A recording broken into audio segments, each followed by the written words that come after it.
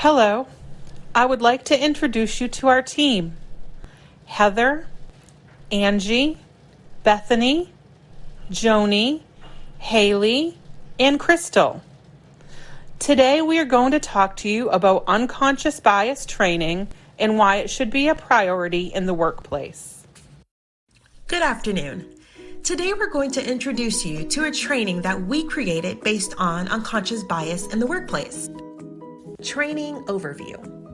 Did you know 48% of African American women and 47% of Latina women report being mistaken for administrative support or custodial staff? More than 60% of male CEOs in the U.S. are over 6 feet tall, despite the fact that less than 15% of American men ever reach that height. So what's going on? Neuroscience research confirms that unconscious bias is universally wired into all of us. People carry unconscious biases, both positive and negative, that shape how they act and treat others by going through our training. You will find more about this interesting topic and what it means for you and for those around you. This training will introduce you to the idea of unconscious bias and how it can impact on the workplace. It will give you the opportunity to think about situations where your own unconscious bias might affect your ability to make objective decisions or judgments. The course aims to help you understand that we are all unconsciously biased, the subconscious nature of bias, that unconscious bias can impact all the decisions we make, how to manage unconscious bias. Training structure. Module 1. Understanding unconscious bias. Are you unconsciously biased? Module 2. Unconscious bias in the workplace. Module 3. Addressing unconscious bias. Addressing your own unconscious bias. Addressing unconscious bias in your organization. Module 4, Why Unconscious Bias Matters. Now that we've discussed what our training involves, let's take a look at the research and sources behind the theory of unconscious biases. Unconscious bias theory deals with stereotypes and their related biases that people hold unconsciously and sometimes unknowingly. Unconscious bias theory deals with a multitude of different biases that include, but are not limited to, gender, race, age, parenthood, disability, perceived disability, and other discriminatory bases. This is a common theory found in organizational culture. Organizations have begun to address discriminatory behaviors found within the unconscious bias theory in order to protect the organization from bad press, legal action, and to be in good social standing. There has been an overwhelming amount of research conducted over the topic of unconscious bias and the many theories that fall under this large umbrella term. This has been completed by many researchers and has created bodies of work such as the article Unconscious Bias Training, an assessment of the evidence for effectiveness.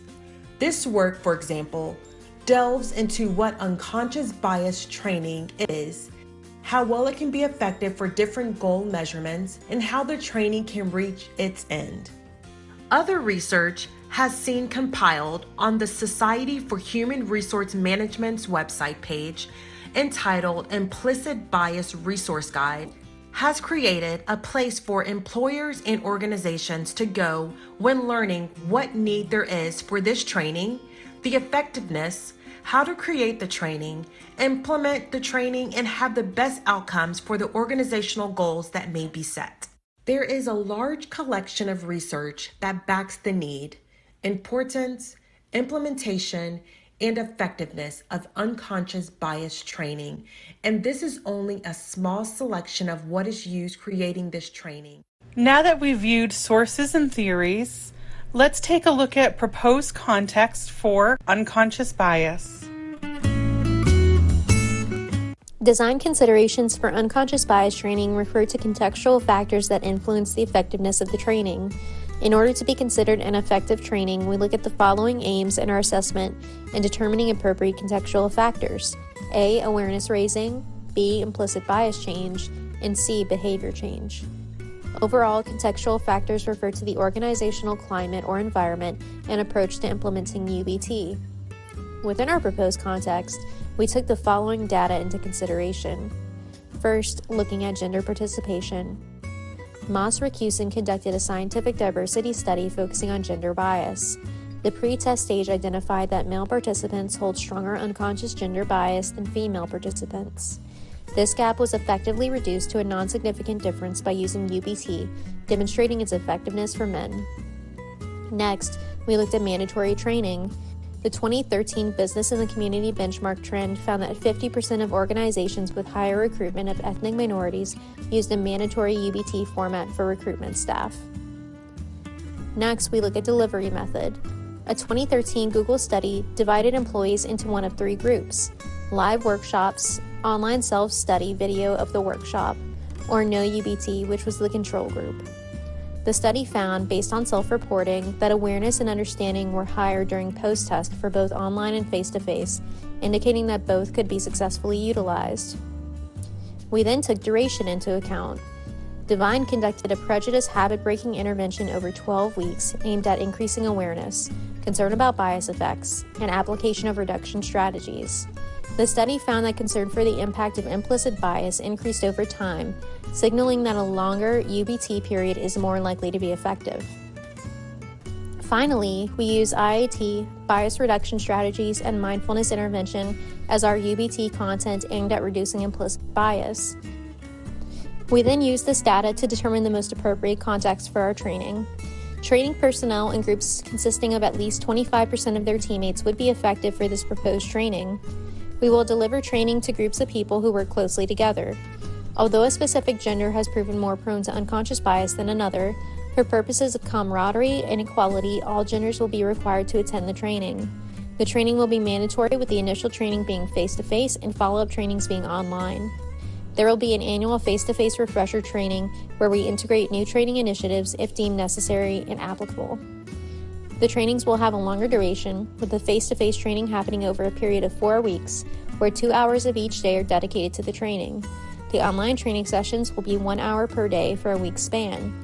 The annual follow-up trainings will be 2 hours a day for a period of 4 weeks. IAT, bias reduction, and mindfulness intervention would be appropriate training techniques in context. Mindfulness intervention will aid with hiring practices, bias reduction strategies will aid working relationships, and IAT will help personnel identify any biases they may have, providing them with self-awareness. So, what are the goals of our unconscious bias training? In a workforce, unconscious bias training is the answer to the following question: what are the effects of our organizational unconscious bias, and what can we do to address it? When there is training needed in a workforce, there is typically an action, event, or occurrence this training is wanting to target for improvement.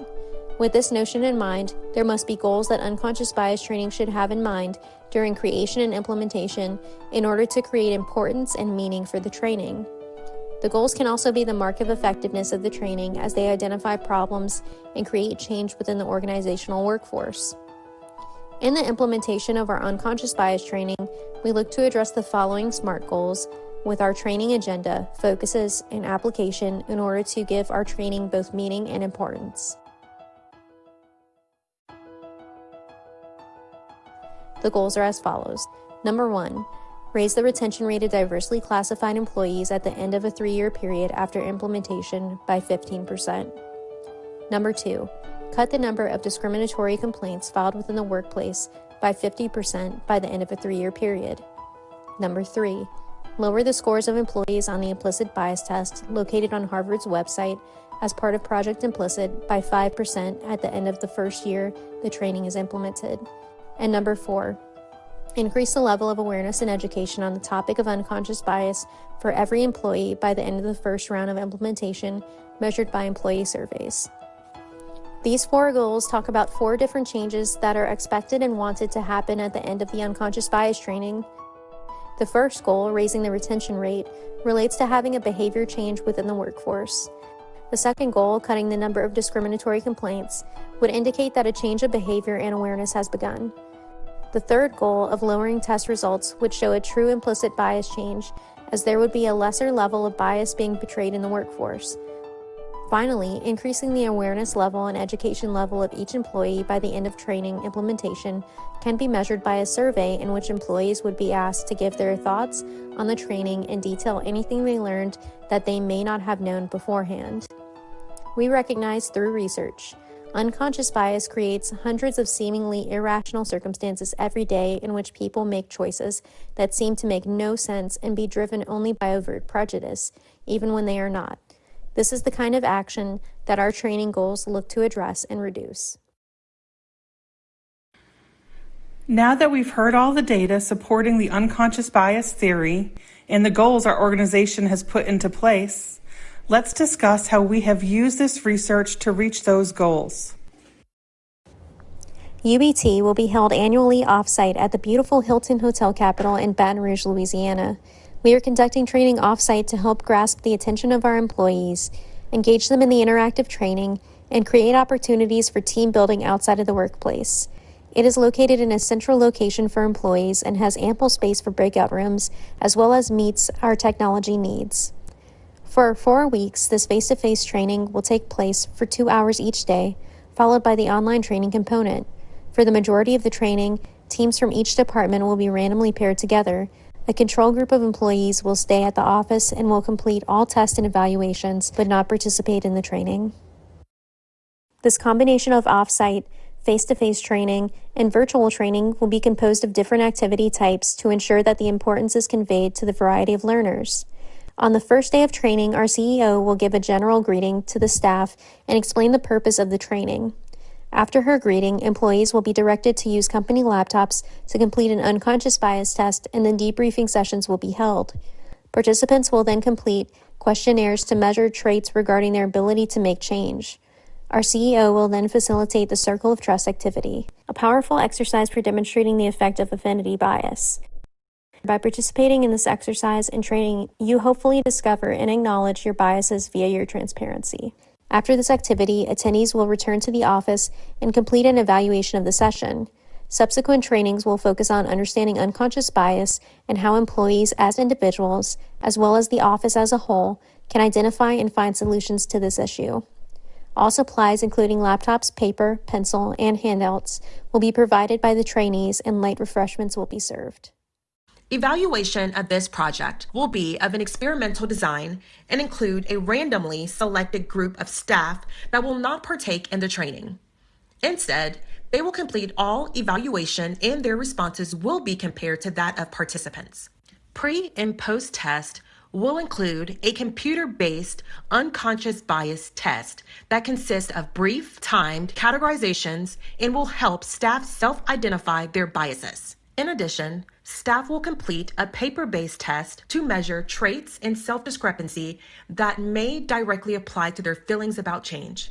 Evaluation will also include a longitudinal that will measure certain outcomes at 3 different time intervals: before the training, 3 months after the training, and 6 months after the training. They will include the retention rate of employees that identify themselves as minority, the number of personnel grievances based on discrimination, the number of minorities hired. We hope you have enjoyed learning about this comprehensive training focused on unconscious bias found in a workplace. Our goal, like yours, is to create a work environment where differences are appreciated and every member of staff feels comfortable being themselves.